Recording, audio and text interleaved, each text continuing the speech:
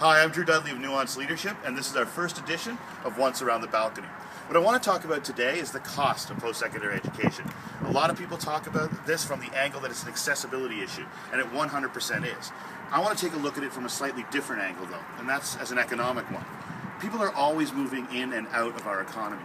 Those who move out are moving out because of retirement or because they die, and they're constantly replaced by the individuals who are moving in, young people.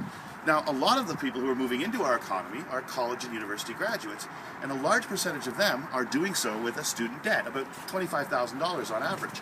But the problem then is that the people who are moving into our economy, they're not spending money. They're not buying big ticket items like cars or houses, the type of things that generate big amounts of tax dollars, but more importantly, generate major manufacturing jobs. Instead, the people who are moving into our economy are spending 5 to 10 years in that economy while they're just paying off visa bills or student loans. That's an economic issue. The bigger problem, I think, is that I work with these students. They're incredible. They raise money for charity, they run major conferences, they have this massive entrepreneurial spirit. But instead of wanting to be entrepreneurs, instead of wanting to be the small business owners that generate most of the Canadian jobs, what happens is as soon as a big firm comes in, they dance around saying, who wants a cubicle? Who wants a cubicle? And I watch these brilliant students jump up and down as if that's the only thing that they can possibly do. They give up this entrepreneurial spirit because they need to pay off their student loans.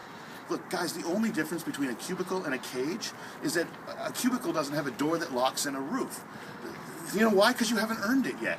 As soon as you prove to the company that you're valuable enough for it, they give you that office, which has the locking door and the roof.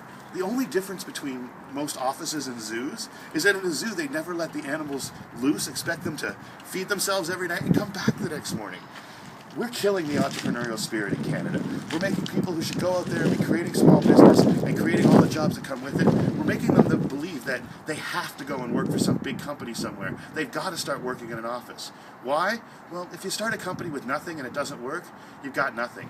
But when you leave school and you've got a debt of $25,000 and you try something new and it doesn't work, well then where are you?